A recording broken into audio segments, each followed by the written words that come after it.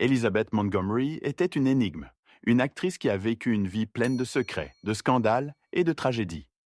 Elle était une icône d'Hollywood, adorée par des millions pour son rôle de Samantha Stevens dans la série télévisée bien-aimée Ma sorcière bien-aimée. Mais en coulisses, sa vie était loin de l'image parfaite que son personnage dépeignait. De ses débuts enchanteurs aux hauts et bas tumultueux de sa carrière, son histoire est celle du mystère et du chagrin. 3 ans avant sa mort, Elizabeth a révélé un secret qui a choqué le monde entier. Pourquoi une star aussi puissante a-t-elle choisi de vivre dans la solitude, portant tant de secrets jusqu'à son dernier souffle? Regardez jusqu'à la fin de cette vidéo pour découvrir la raison qui a un jour fait taire tout Hollywood. Elizabeth Montgomery est née le 15 avril 1933 dans une famille riche. Ses parents étaient Robert et Elizabeth Daniel Bryan Allen. En surface, ils avaient tout, de l'argent, du statut et une belle maison à Los Angeles. Mais derrière des portes closes, l'enfance d'Elizabeth était remplie de peur, de douleur et de tristesse. Robert Montgomery était une star d'Hollywood et un alcoolique lourd. Il était souvent absent, laissant Elizabeth et sa mère se débrouiller seuls.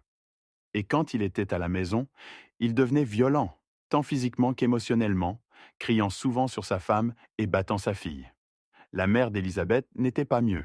Elle souffrait d'une dépression sévère et était fréquemment incapable de s'occuper de son enfant.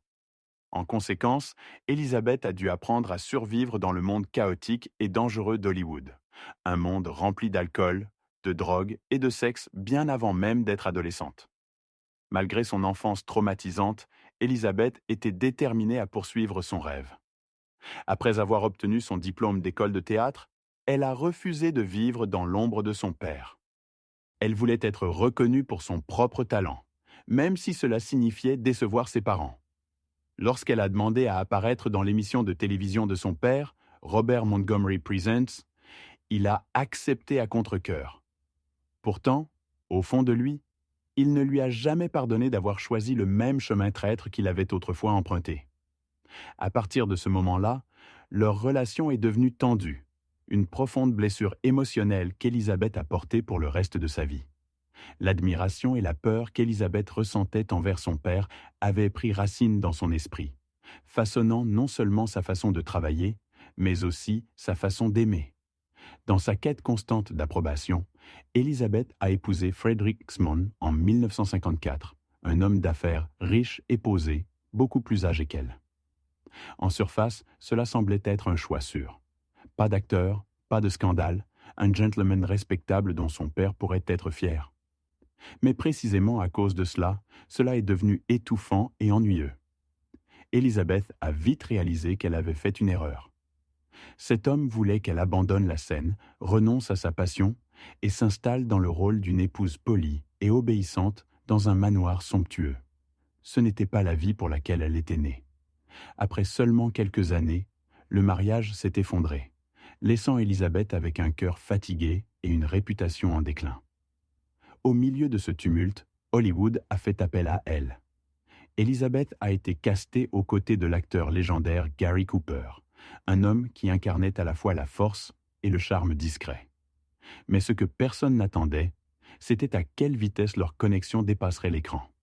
Cooper, plus âgé et désabusé, est devenu la source de chaleur et de compréhension que Elizabeth avait longtemps désirée, quelque chose qu'elle n'avait jamais reçu de son père ou de son mari. Leur liaison secrète est rapidement devenue le sujet de conversation d'Hollywood. Et encore une fois, Elizabeth s'est retrouvée piégée dans une spirale émotionnelle dont elle ne pouvait s'échapper. Après son divorce de Cameron, Elizabeth était déterminée à recommencer. Elle a mis tout son cœur et son âme dans la comédie. Et cette fois, le succès lui a enfin souri. Son rôle dans Johnny Cool 1963 l'a établie comme une femme captivante et confiante, sans peur de briser les conventions. Mais juste au moment où sa carrière décollait, son cœur est tombé entre les mains d'un autre homme, le réalisateur du film, William Asher. Il avait plus de 10 ans de plus, charmant, expérimenté et profondément compliqué. Élisabeth le savait, pourtant, elle s'est plongée dans la relation avec la croyance innocente que cette fois, elle avait trouvé le bon homme. Les deux se sont mariés sous la lueur romantique du Hollywood du début des années 1960, l'âge d'or de la télévision américaine.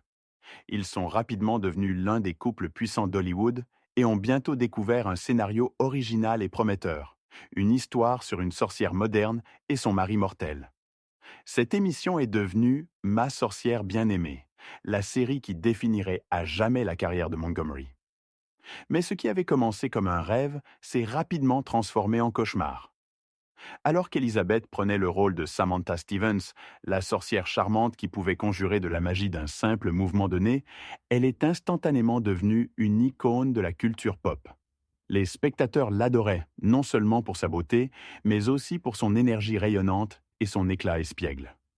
Pourtant, en coulisses, la vie de Samantha était tout sauf magique. Pendant le tournage de la première saison de l'émission, Elizabeth a découvert qu'elle était enceinte. L'équipe de production est tombée dans la panique. Ils ne pouvaient pas arrêter le tournage, mais ils ne pouvaient pas non plus laisser le personnage principal apparaître visiblement enceinte. Les producteurs se sont précipités pour le cacher, filmant autour de son ventre, utilisant des robes larges, des angles de caméra créatifs et filmant ses scènes à l'avance. Après qu'elle ait accouché, l'équipe s'est précipitée pour terminer le reste de la saison. Un véritable miracle de la vie qui a gagné l'admiration de tous. Lorsque Ma sorcière bien-aimée a enfin été diffusée, Elizabeth Montgomery a complètement captivé les spectateurs. Les producteurs ont pensé qu'il serait amusant de montrer un autre côté d'elle. Et ainsi, le personnage de Serena est né, la cousine libre d'esprit et séduisante de Samantha Stevens. Les téléspectateurs l'ont adorée, et apparemment, quelqu'un d'autre aussi. Selon des membres de l'équipe, il y avait des moments où Montgomery, encore habillée en Serena, quittait le plateau avec son mari, le réalisateur William Asher, et se rendait dans un motel à proximité. Les rumeurs se sont répandues rapidement. Alors que son vrai mari semblait s'amuser, son mari à l'écran s'effondrait silencieusement. L'acteur Dick York, qui jouait à l'origine Darren Stevens, devenait l'ombre de lui-même. Une grave blessure au dos l'a laissé incapable de se tenir debout longtemps, le forçant à jouer allongé, assis ou à manquer des épisodes entiers. Mais la véritable tragédie était sa dépendance croissante aux analgésiques et à l'alcool juste pour continuer. Un jour, Montgomery est arrivé sur le plateau pour trouver York visiblement ivre. La douleur, les pilules et l'alcool avaient enfin pris le contrôle. Et dans un moment de faiblesse, il a avoué qu'il était amoureux d'elle. Le cruel retournement de situation. La femme à qui il a avoué était la vedette, et l'homme qui a entendu cela, assis à quelques pieds dans le fauteuil du réalisateur, était son mari. À partir de ce jour, l'atmosphère sur le plateau de Ma sorcière bien-aimée est devenue lourde, comme si toute la magie avait disparu. Montgomery a essayé de rester professionnel, mais la tension était impossible à cacher. Puis un jour, lors d'un tournage ordinaire, York s'est effondré. Il a été évacué du plateau et a rapidement été remplacé par l'acteur Dick Sargent. Montgomery n'y a pas réfléchi. Elle voulait juste avancer et oublier. Mais la vie avait une autre surprise en réserve.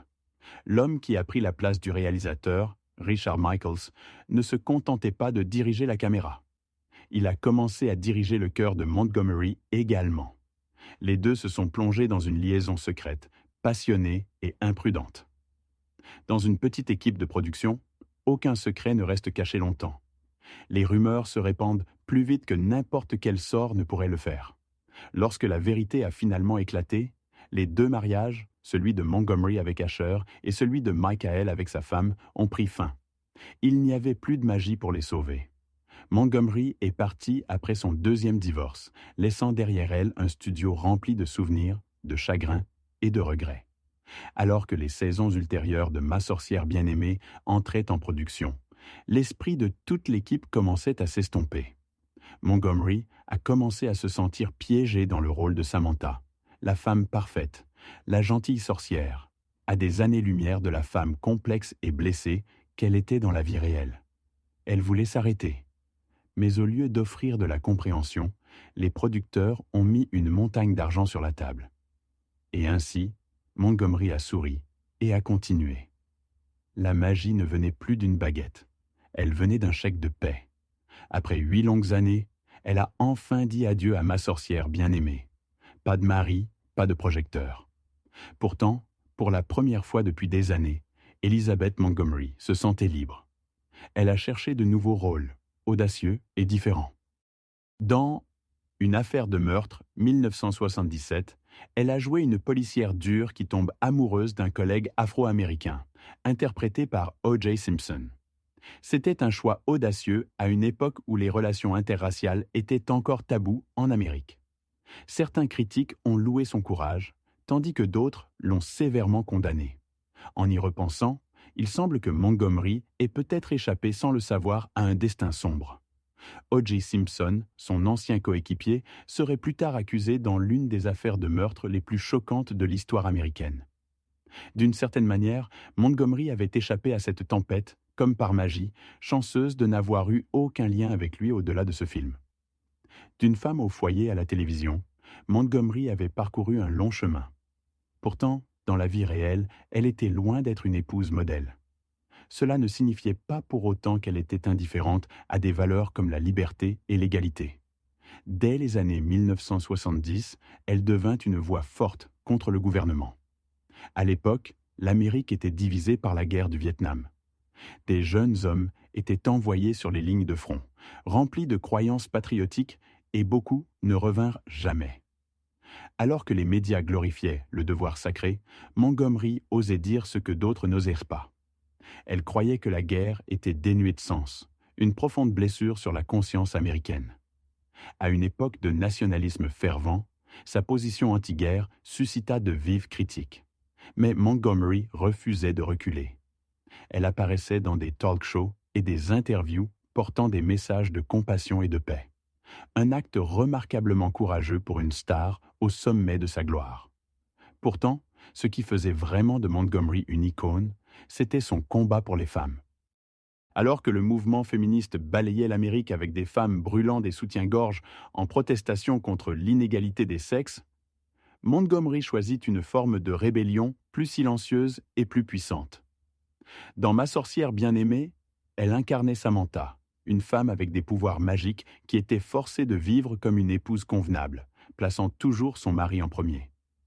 Mais à travers sa performance, intelligente, confiante et subtilement défiant, elle transforma Samantha en un symbole de la modernité féminine. Le New York Times a un jour loué son personnage comme une figure d'espoir pour une société en transition.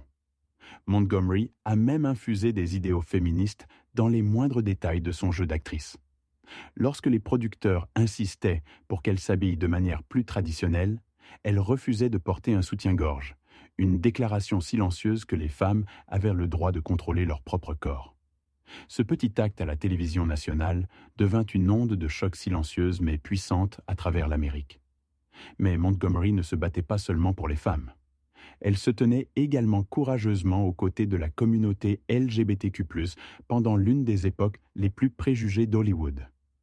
Lorsque son costard Dick Sargent, qui jouait le mari de Samantha dans les saisons ultérieures de Ma sorcière bien-aimée, a fait son coming out en tant qu'homosexuel, Montgomery n'a pas seulement exprimé son soutien. Elle l'a rejoint en tant que co-grand marshal du défilé de la fierté gay de Los Angeles en 1992. À une époque où Hollywood était encore profondément jugeant, ce geste était une déclaration audacieuse de compassion et d'acceptation.